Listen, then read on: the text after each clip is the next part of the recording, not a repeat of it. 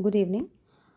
हम लोगों ने हमारी जो हिस्ट्री की बुक है इतिहास की, उसमें जो लास्ट लेसन है हमारा लेसन नंबर 8, भारत में 18वीं शताब्दी में जितने भी राजनीतिक संगठन हुए थे उनके आने से क्या चीज़ें चेंज हुई हैं और क्या भारत की राजनीति में बदलाव आए हैं, उसके बारे में अभी हम लोग पढ़ने वाले हैं।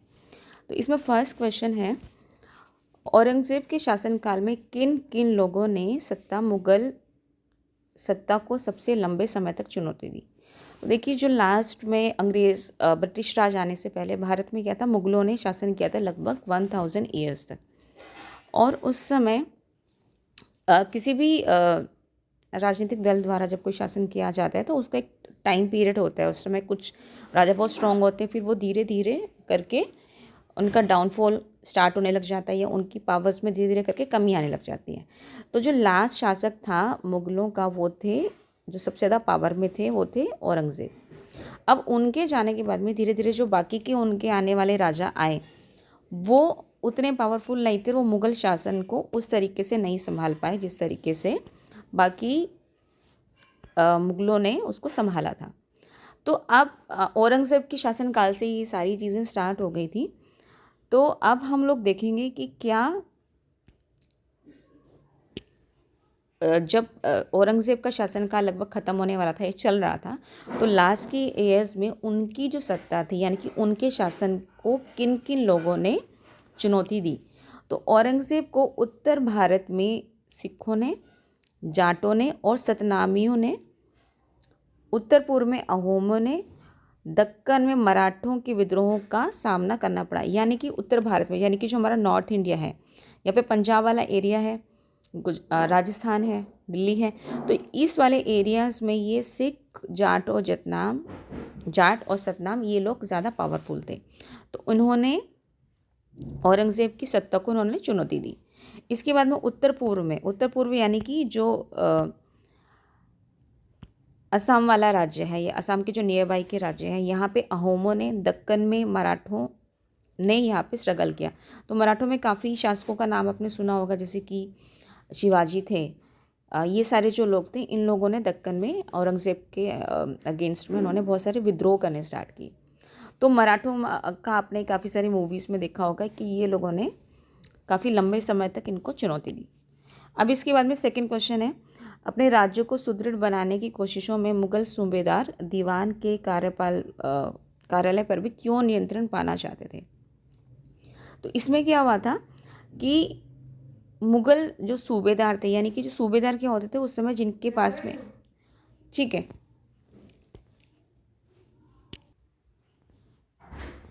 तो उस समय क्या होता था कि जो मुग़ल लोग होते थे वो लोगों ने अपने यहाँ पे पावर बहुत ज़्यादा ज़मींदारों को दे रखी थी। क्योंकि ज़मींदार लोग का क्या काम होता था कि वो लोग अपने पास में, उनके पास में राजा द्वारा बहुत ज़्यादा ज़मीन दी जाती थी, और ये लोग क्या करते थे, जब समय पड़ता था तो राजा के लिए जो लड़ाइयाँ इसकी इधर उधर होती थी, उनके लिए वो लोग लड़ाइयाँ भी के लिए सेना या सैनिक वो प्रदान करते थे। और जो टैक्स इकट्ठा करना होता था उसमें भी ये जो मुग़ल सूबेदार होते थे, इन लोगों की बहुत ज़्यादा महत्वपूर्ण भूमिका होती थी। तो अब इन लोगों ने दीवान का जो कार्यालय था, अब दीवान क्या करता है, दीवान जितने भी ज़मीन वगैरह होती है ना, इन सब का लेखा जोखा रखता है। तो इसके कार्यालय पर भी वो लोग नियंत्रण पाना चाहते थे। अब ये ऐसा क्यों था? ऐसा इसलिए था क्योंकि जो दीवान लोग होते थे, दीवान ही राज्य के विभिन्न क्षेत्रों से कर की वसूली करता था। अब देखो, राजा जो होता है वो अपना, उसको राज्य चलाना है, तो उसके लिए उसको भी पैसा चाहिए। तो पैसा कहाँ से आएगा? पैसा आएगा कर से, है ना। और कर को आप लोग जानते हैं टैक्स बोलते हैं, तो टैक्स आता था कर के द्वारा ही।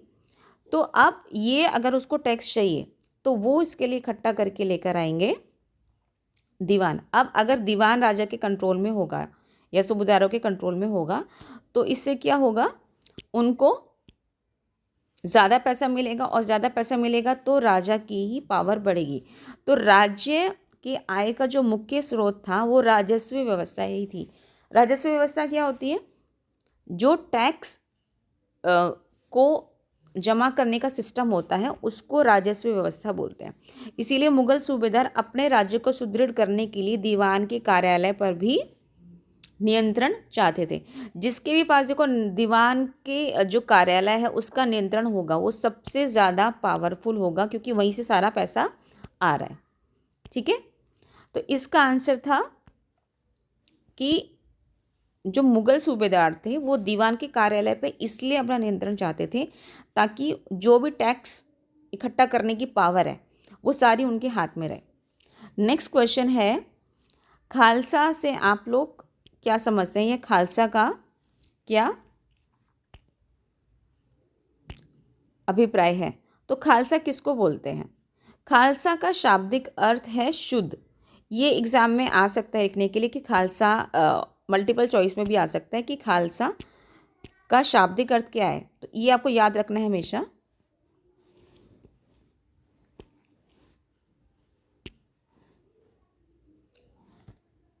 तो जो खालसा पंथ के संस्थापक थे इनका भी नाम हमको याद रखना है। इनका नाम था गुरु गोविंद सिंह। तो हमारे यहाँ देखो कैलेंडर्स जो अभी हम लोग यूज़ करते हैं, जो आप लोग डेट्स देखने के लिए, वो हमारा इंग्लिश कैलेंडर है जिसको हम जूलियन रोमन कैलेंडर भी बोलते हैं। बट इंडिया का भी कैलेंडर है जिसको हम बोलते हैं विक्रम संवत। तो इसके अकॉर्डिंग 1756 में बैसाख के प्रथम दिन आनंदपुर में एक बहुत बड़ी सभा का आयोजन किया गया था और खालसा पंथ का गठन किया गया था। तो इसमें आपको यही चीज़ें याद रखनी है कि खालसा शब्द का अर्थ क्या है। इसका अर्थ है शुद्ध। खालसा पंथ के संस्थापक का नाम था गुरु गोविंद सिंह और ये जो पंथ बना था ये बना था बैसाखी के दिन विक्रम संवत के अकॉर्डिंग सन 1756 में आनंदपुर में एक बहुत बड़ी बैठक हुई थी, वहाँ पे इसका गठन किया गया था। ठीक है, तो ये चीज़ें आपको इसमें याद रखनी है। अब हम लोग स्टार्ट करते हैं जो हमारी बुक में क्वेश्चंस हैं उनको, उसके अकॉर्डिंग हम लोग देखना स्टार्ट करेंगे। तो अभी हमारे पास इसमें कुछ मल्टीपल चॉइस क्वेश्चंस भी हैं जिसमें कि हमको मैच वाले क्वेश्चंस भी देखने हैं। तो हम यहाँ से हम लोग इसको स्टार्ट करते हैं। अब यहाँ पे हमको मेल बिठाना है। पहला है सूबेदार। सूबेदार मैंने आपको बताया था ज़मींदारों को ही सूबेदार बोला जाता था। फिर है फौजदार, ये लोग कौन होते थे? इजारेदार, ये लोग कौन होते थे? मिसल किसको बोलते हैं? चौथ किसको बोलते हैं? और कुनबी किसको बोलते हैं? उमरा। ये सब का अर्थ क्या होता है? तो ऑप्शंस में आपको दिया हुआ है। ये एक राजस्व कृषक होता है, उच्च अभिजात वर्ग, प्रांतीय सूबेदार, मराठा कृषक योद्धा, एक मुगल सैन्य कमांडर, सिख योद्धाओं का समूह और मराठों द्वारा लगाया गया कर। तो देखो ये जो शब्द है ना, इनका हमको मीनिंग बहुत अच्छे से पता होना चाहिए। अगर हमको इसका मीनिंग पता नहीं होगा ना तो हम लोग इन सारे क्वेश्चंस को अटेम्प्ट नहीं कर पाएंगे। ठीक है, इसीलिए जब मैं आपको समझा रही हूँ तो मैं साथ में आपको मीनिंग भी बता रही हूँ कि किस वर्ड का क्या मीनिंग है।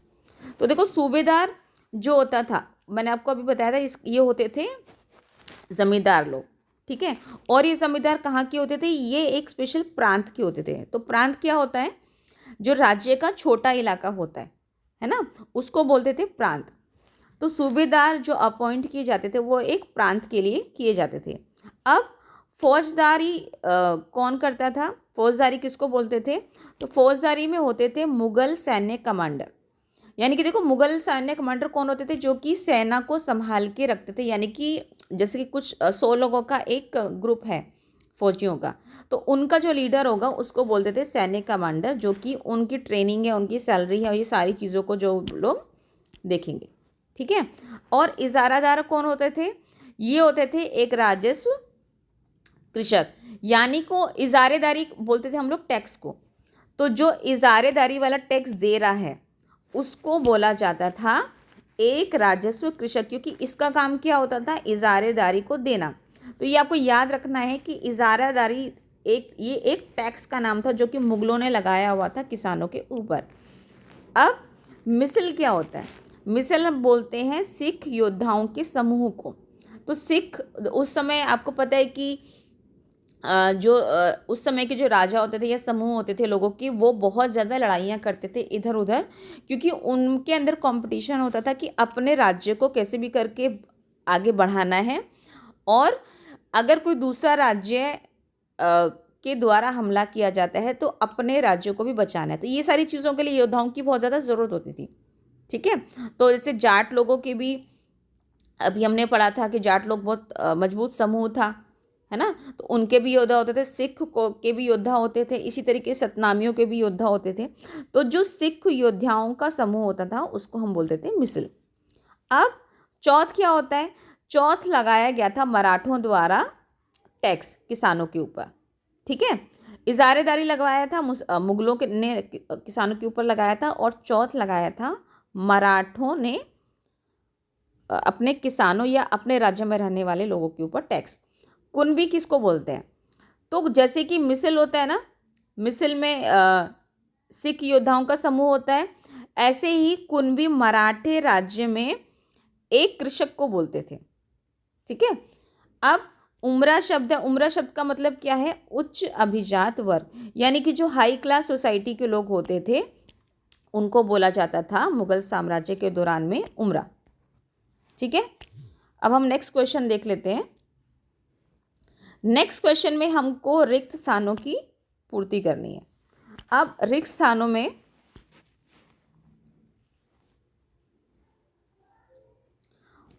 पहला स्टेटमेंट है, औरंगजेब ने एक लंबी लड़ाई लड़ी। कहाँ लड़ी थी औरंगजेब ने एक लंबी लड़ाई? इसका आंसर है दक्कन में। और दक्कन कहाँ है? दक्कन जो मिडिल इंडिया है हमारा, है ना, उससे नीचे वाला जो पार्ट है, यानी कि जो महाराष्ट्र वाला एरिया है ना, मध्य प्रदेश के नीचे वाला जो एरिया है वो दक्कन वाला सारा एरिया है। यहाँ पे औरंगजेब ने एक लंबी लड़ाई लड़ी थी।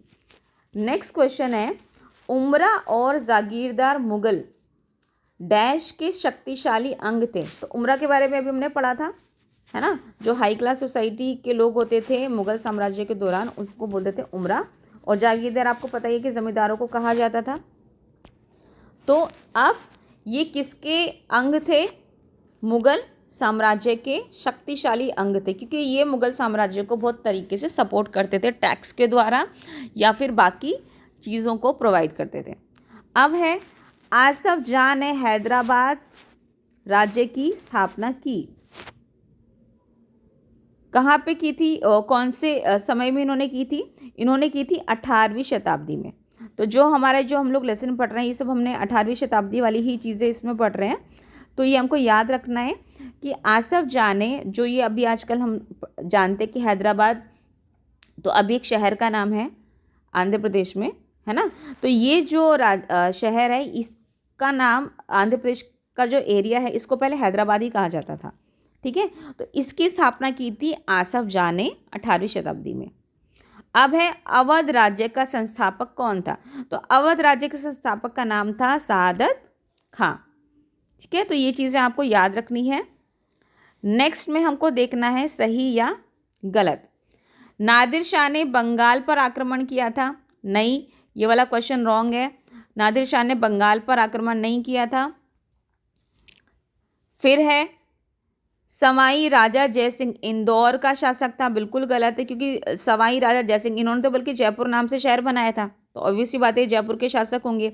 गुरु गोबिंद सिंह सिखों के 10वें गुरु थे, ये राइट स्टेटमेंट है। फिर है, पुणे 18वीं शताब्दी में मराठों की राजधानी बना, ये भी ठीक है। मराठों ने अपनी राजधानी पुणे को बनाया था कब? 18वीं शताब्दी में, और क्योंकि इसी समय मराठे सबसे ज़्यादा पावर में थे। अब सादत खान के पास कौन कौन से पद थे? तो इनके पास पद थे सूबेदारी के, फौजदारी के और दीवानी के। ठीक है, सूबेदारी क्या होती है? सूबेदारी मतलब जो जमींदारी व्यवस्था होती है उसको सूबेदारी बोलते हैं। फौजदारी का मतलब जितने भी क्रिमिनल चीज़ों को कंट्रोल करना है, चोरी वगैरह या बाकी सारी चीज़ें, इनको जो कंट्रोल करते हैं वो बोलते हैं फौजदारी। दीवानी व्यवस्था में क्या होता है? जितना भी टैक्स का काम है ना, जितना भी ज़मीन के कागज़ है, ज़मीन की देखभाल करना, ये सारी जो चीज़ें हैं ये सब देखी जाती हैं दीवानी व्यवस्था के अंदर। अब हमको देखना है नेक्स्ट क्वेश्चन में, अवध और बंगाल के नवाबों ने जागीरदारी प्रथा को हटाने की कोशिश क्यों की? क्या रीज़न थे? तो अवध आपको पता है, अवध का एरिया कहाँ पे है? जो उत्तर प्रदेश का एरिया है, उत्तर प्रदेश का स्पेशली लखनऊ वाले एरिया, उसको अवध का क्षेत्र कहा जाता था। और बंगाल का सिचुएशन आपको पता है, ये जहाँ पे अभी हमारा बांग्लादेश है उससे ऊपर वाला एरिया। एंड अभी जो बांग्लादेश है वो भी पहले बंगाल में ही शामिल था। वो जब भारत आज़ाद हुआ तो बंगाल को भी डिवाइड करके उसको अब दूसरा बांग्लादेश बना दिया गया था।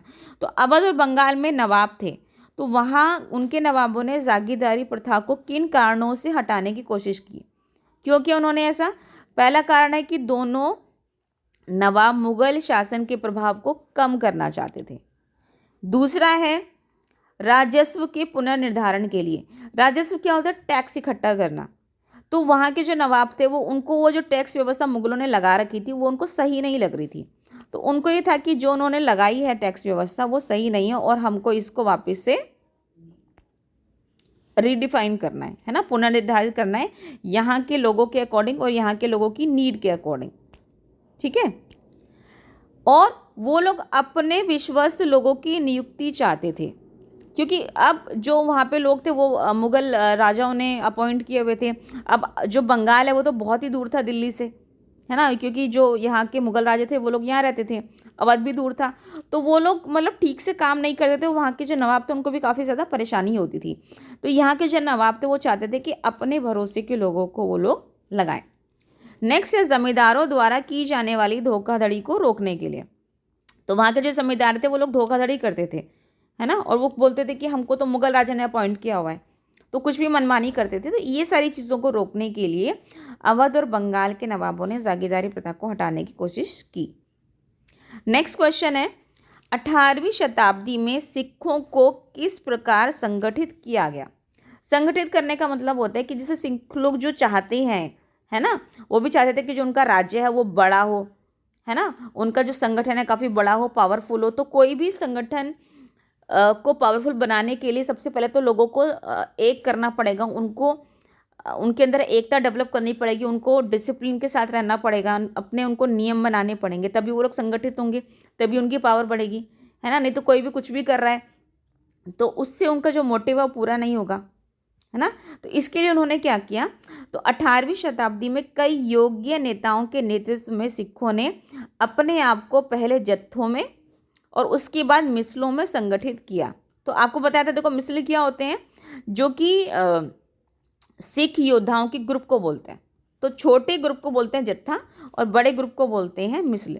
तो इन जत्थों और मिसलों की संयुक्त सेनाएं मिलकर दल खालसा कहलाती थी। उन्होंने अपना नाम दल खालसा रख लिया था। उन दिनों दल खालसा बैसाखी और दिवाली के पर्वों पर अमृतसर में मिलता था, यानी कि वहाँ पे वो लोग अपनी बैठक करते थे। इन बैठकों में वो सामूहिक निर्णय लिए जाते थे जिन्हें गुरुमत्ता कहा जाता था। अब एग्जाम में ये भी आ सकता है कि गुरुमत्ता का क्या अर्थ है, तो गुरुमत्ता का अर्थ होता है गुरु के प्रस्ताव। ठीक है। सिखों ने राखी व्यवस्था स्थापित की, जिसके अंतर्गत किसानों से उनकी उपज का 20% उनको कर के रूप में देना पड़ता था और उसके बदले जो सिख लड़ाके हैं या सिख संगठन है वो इनको संरक्षण प्रदान करता था, जो बाकी के लड़ाके वगैरह होते थे उनसे। ठीक है। अब हम नेक्स्ट क्वेश्चन देख लेते हैं। मराठा शासक दक्कन के पार विस्तार क्यों करना चाहते थे? देखो, जो ये मराठा शासक हैं इनका जो सबसे ज़्यादा इनकी जो पावर थी ये थी महाराष्ट्र वाले एरिया में, मध्य प्रदेश वाले एरिया में। लेकिन ये लोग चाहते थे कि भाई अब इनकी पावर बढ़े। उस समय सबसे पावरफुल जो राजा लोग थे वो थे मुगल्स, है ना। वो चाहते थे कि भाई ये इतने पावरफुल हैं और ये तो इंडिया से बाहर से आए हैं और हम इंडिया के ही हैं, है ना, पहले से रह रहे हैं और हमारी पावर इंडिया में ज़्यादा होनी चाहिए। तो उन्होंने अपनी शक्ति दक्कन के क्षेत्र में तो बढ़ा ली थी, बट वो अब चाहते थे कि दक्कन से आगे जाके भी वो अपना साम्राज्य का विस्तार करे। ठीक है। क्यों करना चाहते थे? इसका पहला कारण था मराठा सरदारों को शक्तिशाली सेनाएं खड़ी करने के लिए संसाधन मिले। अब देखो, ज़्यादा शक्तिशाली अगर आप सेना रखोगे तो उसके लिए आपको पैसा भी चाहिए, बहुत सारी अलग अलग चीज़ें चाहिए, है ना, संसाधन चाहिए। तो ये सब आपको कब मिलेगा? जब आपका साम्राज्य बड़ा होगा, और जब साम्राज्य बड़ा होगा तो आपको टैक्स भी ज़्यादा मिलेगा, तभी आप ज़्यादा बड़ी बड़ी सेनाएं रख सकते हो। दूसरा है एक बड़े क्षेत्र पर शासन स्थापित करने के लिए। उत्तरी मैदान भागों के उपजाऊ क्षेत्रों पर नियंत्रण स्थापित करने के लिए। देखो जो ये हमारा भारत का जो उत्तरी क्षेत्र है ना, जहाँ पे गंगा नदी बहती है, जहाँ पे यमुना नदी बहती है, जहाँ पे बहुत सारी नदियाँ हैं, जो ये वाला एरिया है उत्तर प्रदेश का, दिल्ली का, हरियाणा का, पंजाब का, बिहार का, जो ये वाले सारे एरिया हैं, ये दुनिया के सबसे ज़्यादा उपजाऊ क्षेत्रों में से है ना। अब जहाँ पे ज़्यादा चीज़ें उपजाऊ होंगी वहाँ पे संसाधन भी ज़्यादा होंगे। तो मराठा लोग ये चाहते थे कि उत्तरी भागों में जो उपजाऊ वाला क्षेत्र है वहाँ पे भी वो अपना नियंत्रण कर सके, और चौथ और सरदेशमुखी टैक्स भी वो लोग वसूल कर सकें, है ना। ये दोनों टैक्सेस का नाम है, करों का नाम है, जो चौथ और सरदेशमुखी हैं, जो कि मराठा लोगों ने अपने राज्य के किसानों के ऊपर लगाए थे। अब है आसफ जाह के बारे में क्वेश्चन। आसफ जाह ने अपनी स्थिति को मजबूत बनाने के लिए क्या क्या नीतियाँ अपनाई? इन्होंने, आपको भी मैंने बताया था, हैदराबाद साम्राज्य की स्थापना की थी, राज्य की, है ना। तो इसने अपने आप को पावरफुल बनाने के लिए क्या क्या किया था? पहला आसफ जाह ने किया था, कुशल सैनिकों और प्रशासकों को उत्तरी भारत से लेकर आए थे। तो उसको जहाँ पे टैलेंटेड लोग मिले, टैलेंटेड सैनिक मिले, उनको वो उत्तरी भारत से लेके दक्षिण भारत में लेकर आए। उसने मनसबदार नियुक्त किए और इन्हें जागीरदारी प्रदान की। हैदराबाद राज्य पश्चिम की ओर मराठों के विरुद्ध और पठारी क्षेत्र के स्वतंत्र तेलुगु सेना नायकों के साथ युद्ध करने के लिए कूटनीति का भी सहारा किया। तो इनके आस पड़ोस के जो राज्य थे ना, तो वहाँ के लोग से भी इनको खतरा था आसफ जाह को, कि वो हैदराबाद राज्य के ऊपर अटैक ना कर दे, उनको नुकसान ना पहुँचा दे। तो उसने अपने आसपास के जो पड़ोसी राजा था या राज्य थे, उनके विरुद्ध भी उसने मतलब काफ़ी कूटनीति का, यानी कि काफ़ी टेक्निक के साथ, मतलब बातों के साथ, या उनके राजाओं के साथ में इस तरीके से उन्होंने संबंध बना के रखे कि उसका जो राज्य है वो सुरक्षित रहे, ज़्यादा लड़ाई झगड़ा नहीं हो। नेक्स्ट क्वेश्चन में है कि आपके विचार से आज महाजन और बैंकर उसी तरीके का प्रभाव रखते हैं जैसा कि वे 18वीं शताब्दी में रखते थे? क्या आपको लगता है कि जो महाजन और ये बैंकर हैं आज भी उतना ही प्रभाव रखते हैं? तो ऐसा नहीं है। क्यों नहीं है? क्योंकि अब बैंकिंग सिस्टम जो कि सरकार द्वारा चलाए जाते हैं, बैंक जो सरकारी होते हैं देश के, सरकारी बैंक और प्राइवेट बैंक, सारे ही बैंक, इनके ऊपर लोग ज़्यादा भरोसा करते हैं महाजन और बैंकरों की अपेक्षा में। तो इसका आंसर है कि हमारे विचार में आज महाजन और बैंकर उस तरह का प्रभाव नहीं रखते, क्योंकि 18वीं सदी में क्या था, उनकी इम्पोर्टेंस ज़्यादा थी, क्योंकि बैंक वगैरह उस समय नहीं होते थे, ठीक है। तो राज्य अपना ऋण प्राप्त करने के लिए स्थानीय सेठ, साहूकारों और महाजनों पर ही निर्भर रहते थे, है ना। अगर आपको ऋण चाहिए, ऋण मतलब लोन, तो आपको वहाँ के जो स्थानीय सेठ होते थे, साहूकार होते थे, जमींदार लोग हैं, इन सब से ही आप पैसा ले सकते थे। और साहूकार महाजन लोग लगान वसूल करने वाले इजारेदारों को पैसा उधार देते थे और बदले में बंधक के रूप में, यानी कि गिरवी के रूप में उनकी ज़मीन रख लेते थे। अब साहूकार महाजन जैसे कई नए सामाजिक समूह राज्य की राजस्व प्रणाली के प्रबंध को भी प्रभावित करने लगे थे। अब देखो, राजा को पैसा चाहिए या वहाँ पे रहने वाले लोगों को पैसा चाहिए, तो उनको उधारी का पैसा चाहिए, तो कौन देता था उस समय? साहूकार, ये लोग ही देते थे, महाजन लोग देते थे।